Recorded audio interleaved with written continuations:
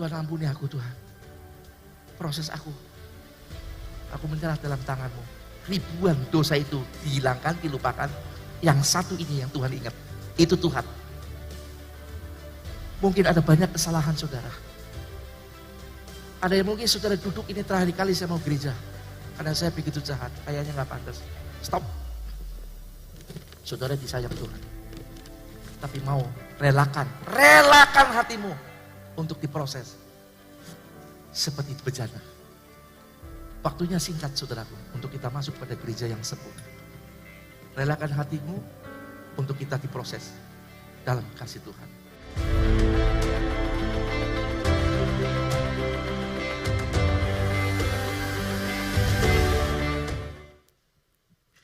Puji Tuhan. Selamat pagi Bapak Ibu, saudaraku yang dikasih Tuhan, yang di tempat ini di gereja dan yang di rumah. Salam sejahtera di dalam kasih sayang Tuhan Yesus, yang pastinya Tuhan berikan kepada kita hari ini. Sama seperti pujian tadi, orang-orang yang dicinta Tuhan. Amin, puji Tuhan, manis sekali. Dan itu memang kita adalah orang-orang yang dicintai oleh Tuhan. Puji Tuhan pagi ini saudara, saya percaya yang datang pagi banyak yang belum sarapan, ya, sama kayak saya. Tetapi akan lebih indah sarapan firman Tuhan dulu untuk roh kita. Nanti sarapan buat jasmaninya pasti enak, saudaraku. Lawuhnya apa saja pasti enak. Siap sarapan firman Tuhan, saudara? Haleluya. Terang kebenaran firman Tuhan dari 2 Korintus 5 ayat 7. Ini yang saya akan bagikan kepada saudara sebagai berkat Tuhan untuk kita renungkan dan juga kita nikmati. Mari kita lihat saudara di dalam 2 Korintus 5 ayat 7 ayatnya berbunyi demikian. Sebab hidup kami ini adalah hidup karena percaya. Bukan karena melihat. Ini sudah sering disinggung ya, ayat ini sudah populer, bahkan sering di beberapa hal dari puji-pujian pakai ayat ini. Nah, kalau kita lihat saudara, pendahuluan, saya suka belajar nyelidik-nyelidik. Ada hal yang menarik dari tanda kalimat ayat ini, yaitu tanda min di depan dan di belakang. Itu jarang ada saudaraku di Alkitab, tapi ayat ini ada. Saya coba cari-cari, apa sih ini ya maksudnya? Saya telepon orang-orang ya, para senior-senior saya untuk saya sharing, apa ini artinya? Mereka juga tidak tahu, jarang. Kalau saudara lihat di Alkitab, jarang ada garis red, diakhiri garis red. Tapi ada satu hamba Tuhan mengatakan, itu sebetulnya tanda penekanan. Sama dengan perhatikanlah baik-baik. Camkanlah baik-baik. Bahwa hidup kami ini adalah hidup karena percaya, bukan karena melihat. Ya apalah ya, karena memang saya cuman kok seperti khusus sekali kalimat ini ya. Saudara lihat di Alkitab dan juga di tab sama itu ada itunya. Nah kemudian saudara, dari ayat ini kami sering membuka ruang tanya jawab, didukung oleh Wagem saudaraku. Karena situasi sering gudakan ini HP online untuk hal-hal penginjilan. Sering kami tanya jawab dan ini ada yang bertanya, Pak, kami sudah mempercayai apa yang saya nggak lihat tapi percaya kepada firman Tuhan. Tapi kok nggak kunjung saya lihat kenyataannya. Sakit nggak sembuh-sembuh, susah, masalah nggak diselesaikan kayaknya terus. Bagaimana dengan ayat ini, saudara? Ya wajar ya kalau lagi sulit begini kadang-kadang orang mulai mucu-mucu, mulai macam-macam nanya, ini Tuhan gimana? Saya sudah doa, sudah minta didoakan. Saudara, kalau kita membaca ayat ini memang kita harus yakini dan akan lebih jelas kalau kita lihat dalam konteks asli ayat ini bahwa hidup kami ini adalah hidup karena percaya bukan karena melihat. Nanti kita lihat ayat ini, terang firman Tuhan dalam 2 Korintus 5 ayat 7. Mari kita lihat selanjutnya. Masuk pada pokok bahasan saudara. Jadi ada 3 pokok bahasan yang terdapat dalam ayat pokok kita yaitu 2 Korintus 5 ayat 7. Yaitu yang pertama dari kata melihat. Kedua dari kata percaya. Dan ketiga dari kata hidup. Nah, ketika saya belajar dan mempelajari, kita akan melihat saudara, bahwa ayat ini begitu dalam maknanya. Kalau di bahasa Indonesia cuma segitu aja. Tapi dalam penulisan teks aslinya itu dalam sekali maknanya dan kita bisa mengerti dalam hal ini. Mari kita melihat yang pertama tentang melihat. Nah, kata melihat di sini saudaraku, dalam konteks asli atau dalam bahasa Yunani ditulis eidos. Yang artinya ada dua hal, mempercayai apa yang dilihat. Kedua, penglihatan mata khususnya pada perawakan atau fisik.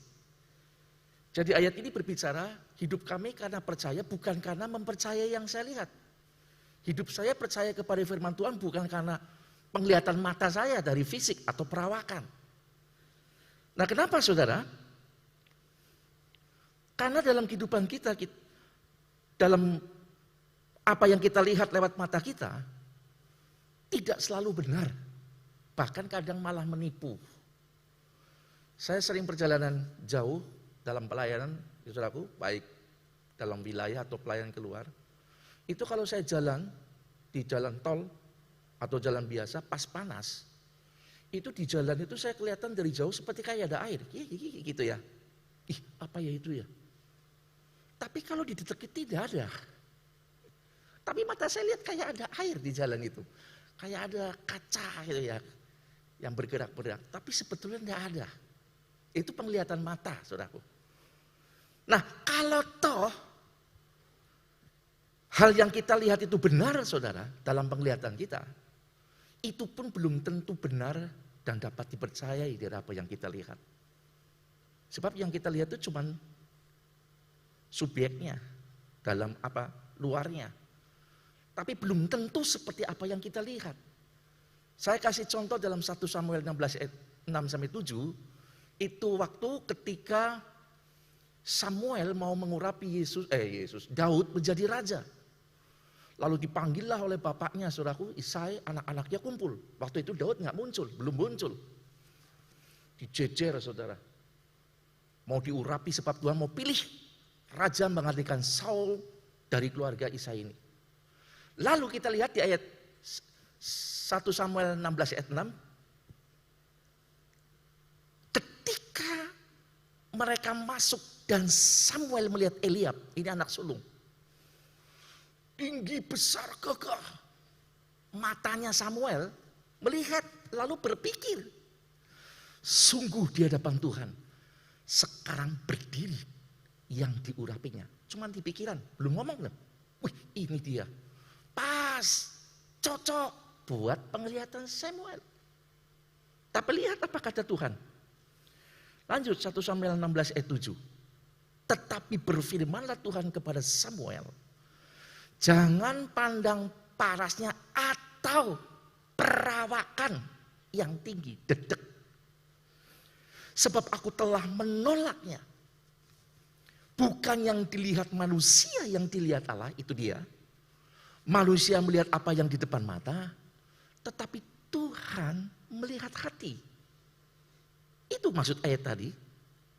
Hidup kita karena percaya, bukan penglihatan karena yang kita lihat itu. Untuk itu saudara, dalam catatan selanjutnya, hidup karena percaya bukan karena melihat, dapat disimpulkan bahwa hidup percaya kepada apa yang dilihat Tuhan melalui kebenaran firman-Nya, bukan pada apa yang kita lihat. Paham di sini ya Bapak Ibu ya? Kita mempercaya apa yang dilihat Tuhan melalui firman Tuhan, bukan dari penglihatan kita. Dan itu yang ditekankan oleh Rasul Paulus dalam 2 Korintus 5 ayat 7 tadi. Itu yang pertama. Dan yang kedua, mari kita lihat pada kata yang kedua, percaya. Nah, kata percaya itu ternyata ditulis sama dengan artinya iman, saudara. Sama artinya pistis atau pisteo, sama saja. Ya. Sebab kayak terjemahan Indonesia itu ada ejaan lama dan ejaan baru. Ya, Yunani zaman penulisan Alkitab dengan bahasa Yunani sekarang itu memang sedikit berbeda, saudaraku ya. Jadi pistis atau pisteo yang memiliki dua arti, saudara. Yang pertama artinya adalah keyakinan yang teguh kepada apa yang dikatakan firman. Ini penting, saudara. Kita mesti teguh percaya dengan apa yang difirmankan Tuhan. Dalam kasusnya Samuel, percaya dengan apa yang dilihat Tuhan, bukan yang dilihat manusia, Samuel. Ini penting saudaraku. Kenapa? Sebab apa yang difirmankan Tuhan itu tidak pernah meleset, saudara. Apalagi tipe orang. Kalau manusia beda ya. Pinter ngomong, jebule umbrus. Ngoroi, bodoni. Tapi kalau firman Tuhan enggak. Apa yang diucapkan firman Tuhan tidak akan pernah meleset. Coba lihat di dalam Kejadian 1 ayat 3, saudara. Ini dimulai dari penciptaan. Berfirmanlah Allah, jadilah terang. Lalu, lanjutkan saudaraku. Lalu, terang itu jadi. Setiap yang difirmankan Tuhan, selalu jadi. Itu ayat selanjutnya, Kejadian 1 ayat 6, ayat 9, ayat 11, 14, 20, 24, dan banyak lagi ayat-ayat. Bisa buat referensi. Semua yang diucapkan Tuhan jadi. Tidak pernah nggak jadi, saudara. Di dalam Yesaya 55 ayat 11 pun meneguhkan, saudaraku. Dikatakan demikian. Demikianlah firmanku yang keluar dari mulutku. Berfirmanlah Allah. Sekarang firman itu sudah tercatat di Alkitab. Ia tidak akan kembali kepadaku dengan sia-sia. Tetapi ia akan melaksanakan apa yang kukehendaki. Dan akan berhasil dalam apa yang kusuruhkan kepadanya. Saudara, luar biasa yang kita percaya, saudara. Ini harus kita terus pegang teguh.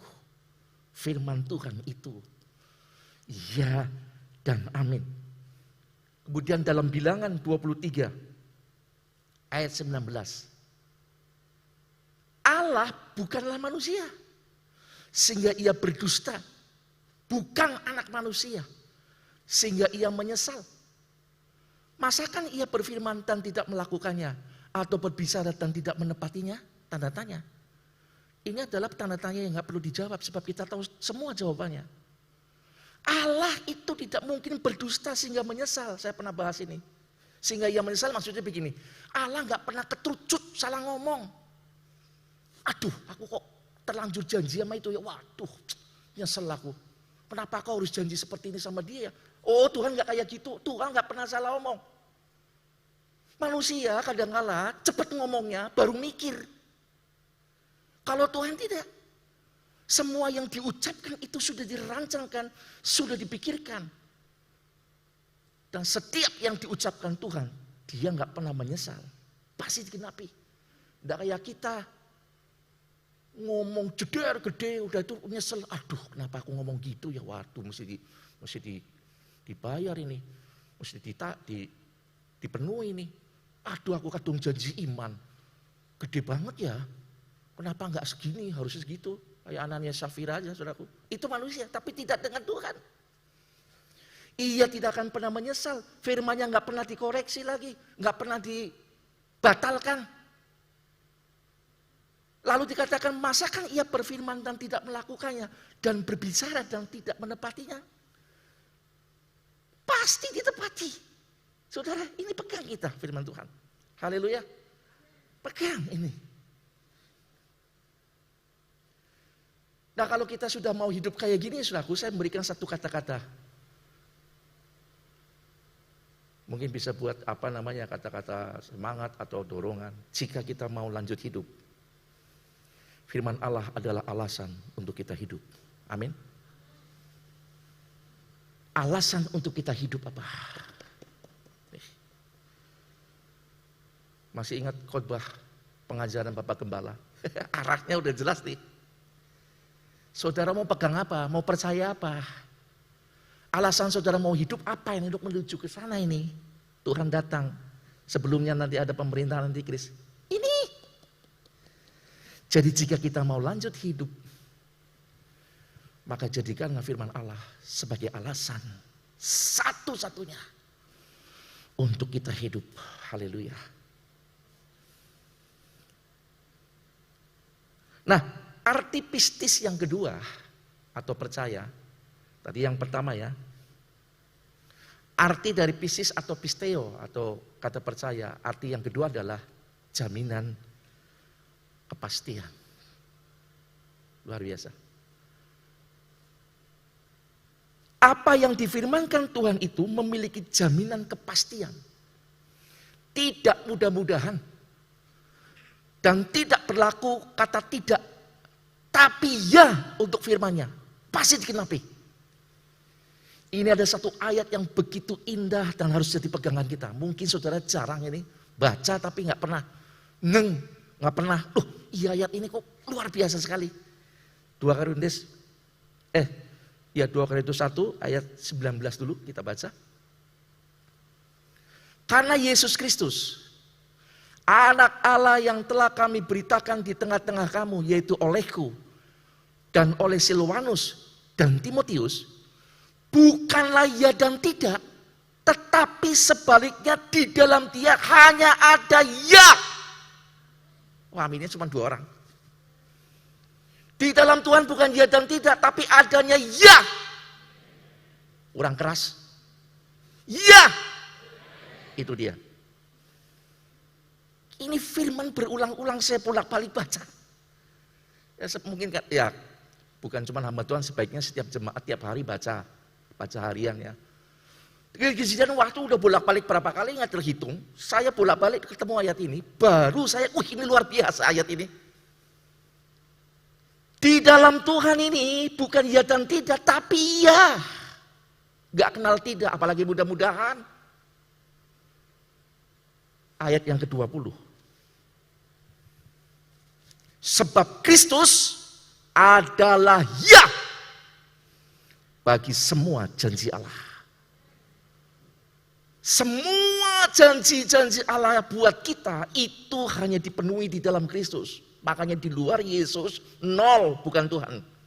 Di luar Yesus tidak ada keselamatan. Di luar Yesus omong kosong. Ayat ini meneguhkan kita. Sebab Kristus adalah ya. Bagi semua janji Allah. Itulah sebabnya oleh dia kita mengatakan amin. Untuk memuliakan Allah. Jadi kalau Bapak Ibu bilang amin. Jangan serampangan amin, saudaraku. Yang diaminkan adalah semua firman yang mengandung janji dan kita percaya. Lalu kita amin. Ya kadang-kadang kan orang amin, amin, amin. Latah saudaraku. Saking latahnya jadi kejeblos. Saudara Tuhan ajaib, amin. Tuhan mengasihi kita, amin. Kita harus setia, amin. Kalau tidak kita masuk neraka, amin saudaraku. Masuk neraka mau diaminin semua ini jeblos kan apa? Nggak ngerti semua, diaminin semua. Jadi kalau kita amin-amin, kita lihat-lihat dulu saudaraku. Ya firman Tuhan, ya, kalau itu yang diberitakan janji Tuhan, kita amin kenceng, no masalah. Amin, gitu ya. Ini saudaraku, hal yang kedua. Sekarang yang ketiga. Hidup. Kata hidup saudaraku, dalam bahasa Yunani tulis peripateo. Yang memiliki arti yang pertama bergerak maju. Sebab hidup kami adalah karena percaya bukan karena melihat. Kata hidup itu parameteo, bergerak maju. Nah, orang yang dengan mantap bergerak maju adalah orang yang memiliki kepercayaan dan jaminan pasti dari Tuhan. Kenapa orang tiba-tiba berhenti? Bukan cuma tidak ibadah. Berhenti jadi orang Kristen. Lalu nyebrang. Jadi ngerti ya? Karena dia sudah nggak percaya. Tidak memiliki kepercayaan. Dia nggak percaya jaminan Tuhan dengan yang dia omong. Kecewa. Mana ditulis-tulis saya udah begitu tapi nyatanya saya nggak dapat ke situ. Dia nggak bakal bergerak maju. Saudara, Israel dalam perjalanannya dia hanya dapat mendapatkan tuntunan Tuhan, berkat-berkat Tuhan, mujizat Tuhan, kemenangan Tuhan ketika dia bergerak maju sesuai dengan tiang awan. Ya, kalau siang dan tiang api kalau malam. Kalau itu berhenti, mereka berhenti berkemah. Ketika tiang awan atau tiang api naik Mau siang, mau malam naik dan bergerak. Dia harus bergerak maju. Mempercayai pimpinan Tuhan. Mempercayai kemana Tuhan mau bawa. Dan dari situ mereka melihat berjalan dengan Tuhan. Sampai kepada tujuan yang Tuhan inginkan. Dalam kehidupan kita pun seperti itu. Saudara yakin kepada firman Tuhan. Saudara memiliki kepastian jaminan. Bergerak maju. Jangan jadi orang Kristen, Kristen-Kristenan. Tapi jadilah orang Kristen, Kristen tenanan. Yang sungguh-sungguh. Bergerak maju. Apa yang dapat saudara buat untuk Tuhan? Bergerak maju. Berulang-ulang Bapak Gembala kita berkata, jangan jadi orang Kristen yang nganggur. Bergerak maju. Apa yang saya bisa dapat buat untuk Tuhan? Kerjakan. Yang bisa ngajar bapak-bapak, ibu-ibu yang di TK, ngajarlah guru sekolah minggu. Saya nggak bisa apa-apa Pak, modalnya senyum. Jadilah penerima tamu. Banyak. Nggak mesti harus di mimbar. Pelayanan banyak. Pak, saya nggak bisa apa-apa. Ini, itu. Masih punya suara, bisa. Jadilah pendoa syafaat. Kita membutuhkan orang-orang untuk kita bentuk sebuah tim pendoa syafaat, saudara. Dari tim doa itu rindu ke situ tapi belum terlaksana ya. Membutuhkan pribadi-pribadi yang ini. Mau bergerak maju. Ya. Menjadi pendoa syafaat. Dan banyak hal. Arti peripateo yang kedua. Tadi kan bergerak maju. Sekarang arti pariteo yang kedua adalah melewati proses, saudara. Kata hidup atau pariteo itu. Yang kedua melewati proses. Nah, orang yang memiliki keyakinan teguh dan jaminan kepastian tidak akan lari dari proses. Nah ini saudaraku. Di titik ini banyak orang mulai gugur imannya. Aku percaya Pak. Bukan dari apa yang kulihat. Aku percaya firman Tuhan yang belum terlihat. Tapi untuk menuju ke sana itu ada proses. Jangan mintanya jebleng langsung jadi. Ada proses yang harus dilewati. Minggu kemarin Bapak Gembala kita khotbah bahwa Tuhan janji kita akan diangkat hidup-hidup. Amin. Gereja Tuhan akan diangkat hidup-hidup. Lepas dari antikris. Itu bukan ujuk-ujuk jadi diangkat. Ada proses. Paham saudara? Kita percaya apa yang belum kita lihat kan belum terjadi, betul. Tapi untuk ke sana ada proses. Nah di titik ini banyak orang jembalikan semua. Mana buktinya? Aku udah doa kok nggak nyata-nyata. Ada proses. Jadi saudaraku yang Tuhan kasih, saudara yang sakit nggak sembuh-sembuh, ada proses. Tuhan tahu. Saudara mungkin belum dijawab doanya, ada proses. Tuhan nggak bohong. Firman-Nya tadi udah kita lewatin, kita bahas tadi. Ada jaminan, firman Tuhan ya dan amin. Tapi untuk menuju ke sana ada proses. Maleakhi 3 ayat 10. Wah pendeta ini paling suka khotbah ini nih. Tuhan janji apa? Aku akan membuka tingkap-tingkap langit untuk mencurahkan berkat, bayangin. Gerojok, saudara bukan hujan gerimis, gerojokan. Aku akan menghalau belalang pelahap. Sehingga hasil pertanian kalau zaman dulu kan usahanya bertani dan berternak akan berhasil diberkati. Enak tuh janji itu. Tapi ayat itu tidak sepenggal, ada prosesnya. Kalau saudara baca 10-nya Maleakhi 3:10, bawalah persembahan persepuluhanmu. Mau berkat curahannya, prosesnya tidak mau, lah saya kepiben. Jadi hidup itu atau paripateo, arti yang kedua itu melewati proses. Gampang saudara, saudara makan nasi kan? Semua makan nasi, amin, saudaraku nggak ada yang bekatul loh ya. Ayam. Itu nasi yang saudara makan ada proses, bukan ujuk-ujuk ada nasi. Loh saya beli Pak itu nasi, ya betul, tapi prosesnya dari padi.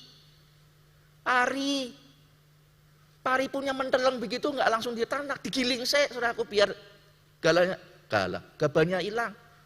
Setelah jadi beras bukan dimakan begitu aja, direbus, godok. Orang Tegal medok teman. Matangnya harus pas, orang nggak jadi bubur, gitu. Kalau nggak meletes, gitu. Kalau makan setengah matang saya pernah meletes ya. Segarnya kurang matang. Itu ada proses. Pasti. Nasi itu pasti akan saudara makan. Tapi untuk itu proses itu harus kita jalani.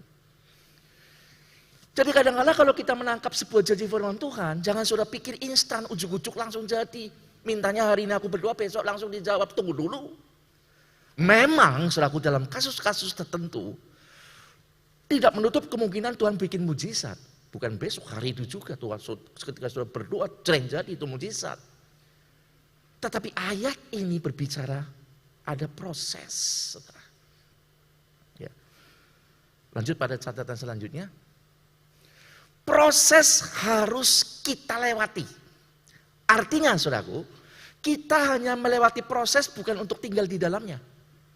Namanya proses itu cuman dilewati. Nasi kalau ditanak terus geseng saudara. Betul? Ketika dilihat sudah pas diangkat. Jadi jangan takut lewati proses. Kita nggak tinggal di proses terus. Melewati proses tok saudara.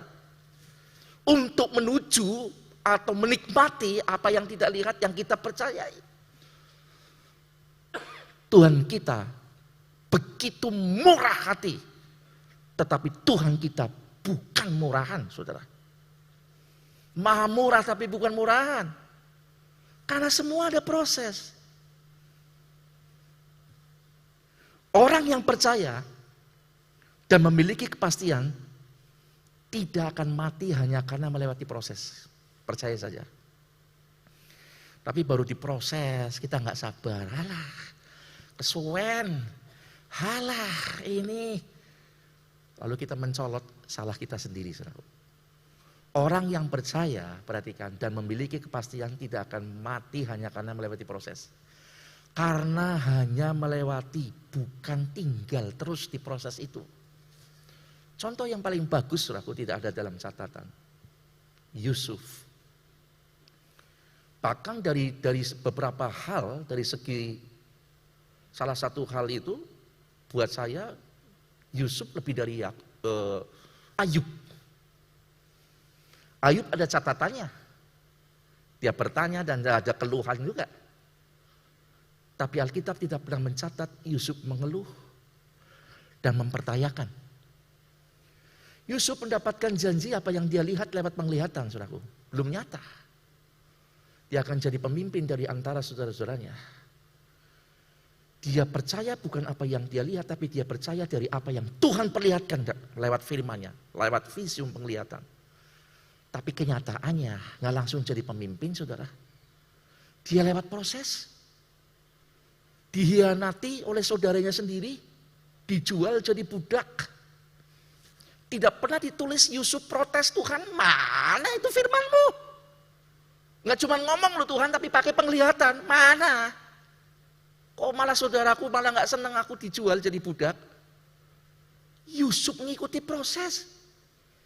Dia jadi pembantu, lebih terhormat membantu budak. Dia tetap mempercayai apa yang Tuhan ngomong. Dia jadi budak yang berprestasi. Dipercaya pegang kunci semuanya. Itu luar biasa saudaraku. Belum pernah ada saudaraku. Saya kira orang di dunia ini mempercayakan orang itu nggak kaya seperti kepada Yusuf. Yusuf pegang semua. Kamar semua, keuangan semua dia pegang. Karena saking bisa dipercayanya. Justru Yusuf menggunakan proses itu untuk dia berprestasi. Jadi terang buat tuannya, Potifar. Iblis lihat, wah, tidak suka dia. Dia disodori dengan ujian, saudaraku. Kenikmatan dunia oleh Pufar. Istri Potifar namanya nggak ada kan? Ada yang sudah tahu namanya istri Potifar? Ada yang bilang katanya Jamilah, di mana ditulis Jamilah? Enak aja. Pufar digoda Yusuf. Digodanya nggak sekali tok loh, berhari-hari kata Alkitab. Tiap kali datang tuk, halo Yusuf, sini dang. Nah, Yusuf kerja di mana-mana, diikutin lagi. Sampai pada akhirnya ini si Bufar ini, iblis ngerasuki dia ya. Dengan hawa nafsu. Pas masuk di kamar nggak ada siapa-siapa, Yusuf dipaksa, saudaraku. Sampai dipegang Yusuf, dia copot karena dipegang, jubahnya dia copot, dia lari. Dia masuk proses yang kedua. Prosesnya belum selesai. Difitnah. Kayak kurang ajar tuh.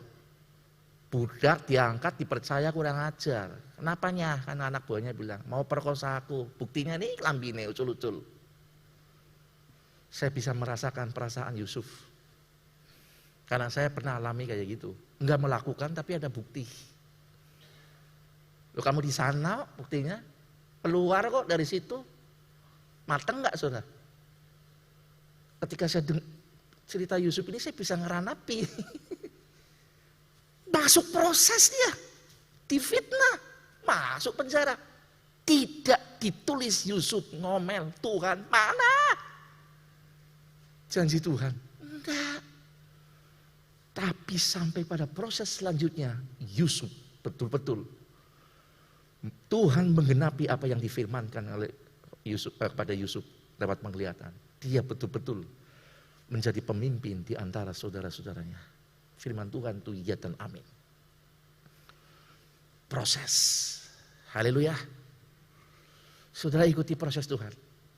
Dan kita bakal mati dalam proses itu. Justru saudara akan mendapatkan sesuatu yang lebih dari kita harapkan. Percaya Tuhan, hidup karena percaya kepada Tuhan. Masih 14 menit. Nah, arti paripateo yang ketiga sekarang. Mengatur hidup. Nah ini. Kata hidup. Atau paripateo yang ketiga itu adalah hidup yang diatur. Mengatur hidup.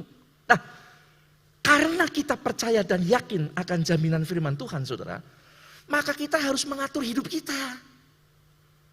Apa dan mana yang tidak sesuai dengan firman Tuhan harus segera diselesaikan.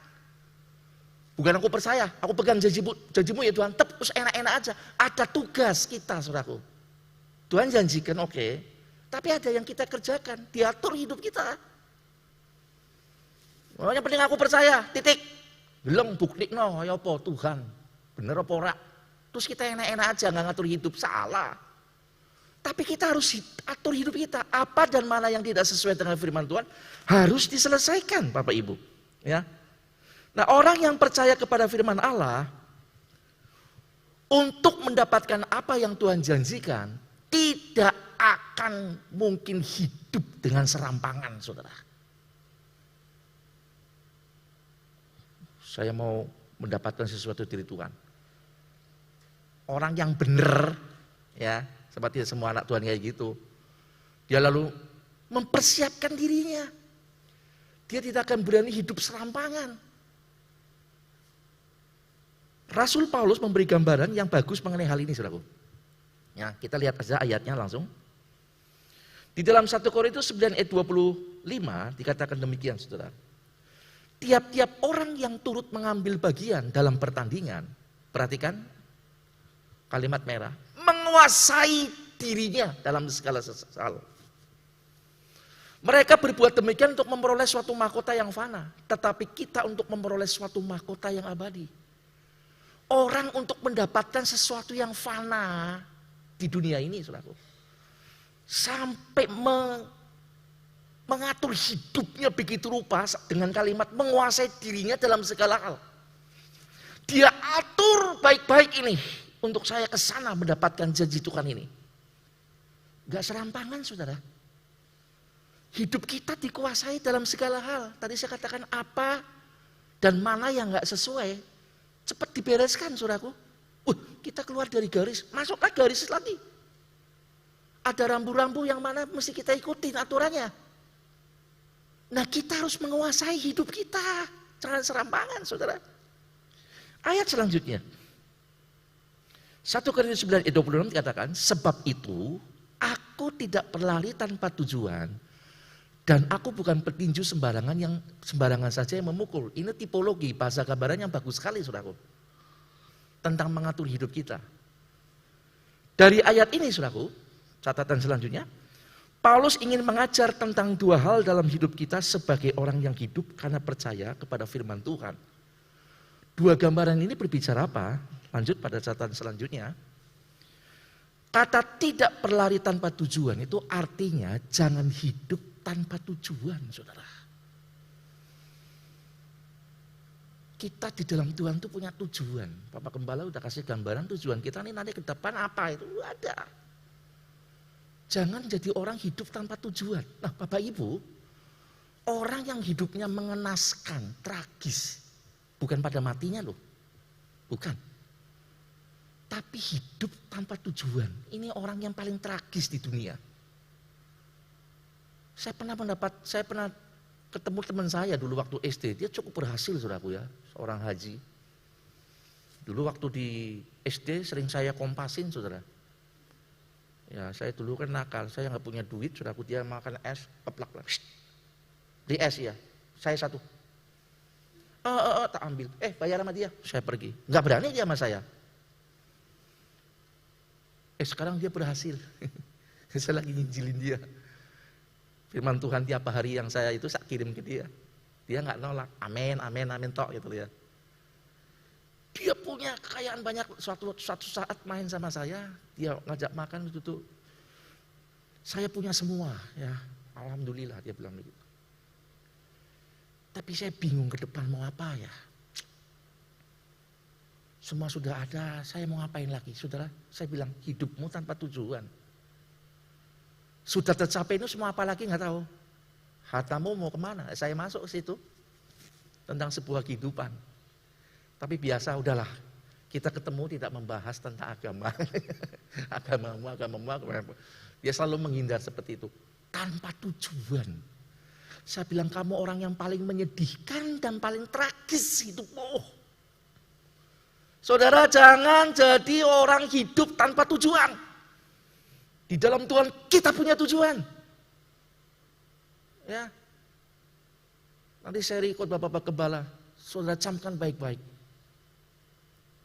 Apa yang akan kita tuju ke depan. Lanjut. Kata-kata bukan petinju yang sembarangan saja memukul. Artinya jangan hidup serampangan. Asal-asalan sembarang pukul. Alah urip, gampang lah macam-macam. Khotbah pendeta apa ini mau nakut-nakuti tok. Kadang-kadang orang begitu. Saudara maaf saudara. Kami hamba Tuhan memberitakan apa yang ditulis Alkitab bukan nakut-nakuti.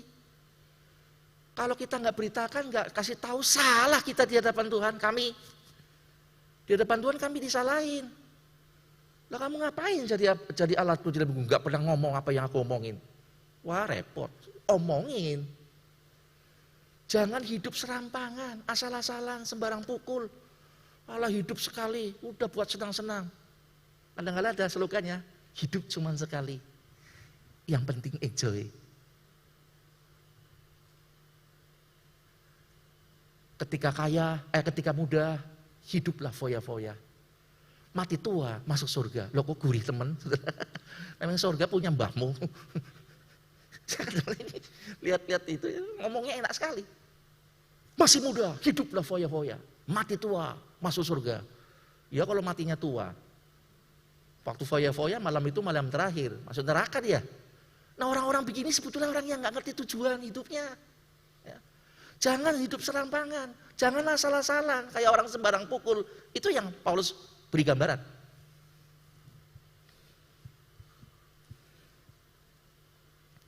Di dalam 1 Korintus 9 ayat 27 dikatakan demikian saudaraku. Ya. Tetapi aku melatih tubuhku dan menguasai seluruhnya supaya sesudah memberitakan Injil kepada orang lain jangan aku sendiri ditolak. Artinya begini saudara. Kita harus mengatur hidup kita sedemikian rupa, melatih tubuhku lalu menguasai. Tubuh kita dikuasai saudaraku untuk mengatur hidup. Mau masuk gereja malas, kuasai, jangan turuti itu. Bangun. Kebaktian bro.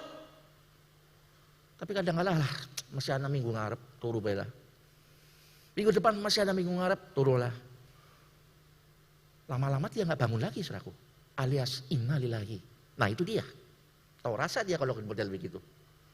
Kuasai tubuh. Saudara melihat sesuatu, mata kan, tubuh. Saudara menginginkan, bukan punya saudara.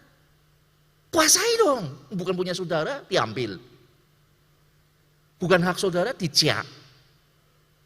Ini saudaraku. Supaya jangan kita bisa ngomong firman Tuhannya aku dengar. Percaya sama Tuhan. Ya, pasti Tuhan firman Tuhan katakan ya dan amin, kamu akan mendapatkan. Tapi kita sendiri malah enggak mendapatkan janji itu, orang lain dapat janji itu. Karena apa? Karena hidup kita serampangan. Yang lain dengar, sungguh-sungguh dia mampu menguasai, melatih dirinya. Saudaraku yang Tuhan kasihi, orang pengen diberkati, janji firman Tuhan pengen digenapi, yes, ya dan amin, firman Tuhan bilang gitu. Tapi ibadah aja jarang. Onsite nggak pernah, apalagi online.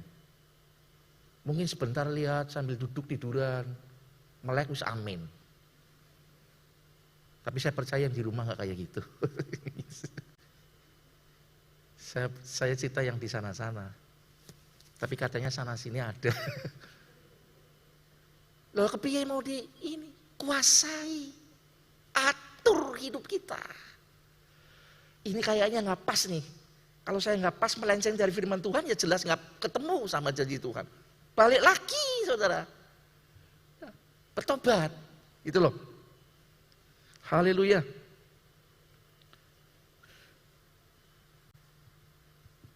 Kesimpulan. Haleluya. Wah, kalau udah kesimpulan enak nih. Pendetanya kalau khotbah kedawan-dawan, ngalar-ngalar, suwen, ngeleh. Oke, sekarang masuk kesimpulan, pol-polan saudara. Orang yang hidup karena percaya bukan karena melihat, ia harus berkeyakinan untuk bergerak maju. Mendengar firman Tuhan, lakukan. Bergerak maju. Jangan jadi jemaat yang parkir. Kedua, siap hadapi setiap proses. Sabar dalam susah sukarmu. Sabar, Tuhan ada sertamu. Itu lagu kuno. Yang ketiga, untuk kita masuk pada janji Tuhan, menjadi kenyataan. Atur hidup kita untuk selaras pada firman-Nya. Sehingga kita lurus tertuju kepada berkat yang memang Tuhan akan jadi kenyataan buat kita. Itu terang firman Tuhan yang dimaksud 2 Korintus 5 ayat yang ke-7. Dan biarlah alasan untuk kita hidup karena kita percaya kepada Tuhan dan firman-Nya. Amin. Roh Kudus akan beri kita kemampuan untuk menuntun ke sana. Tuhan butuh orang yang sungguh-sungguh. Kita akan meraih semua yang Tuhan firmankan.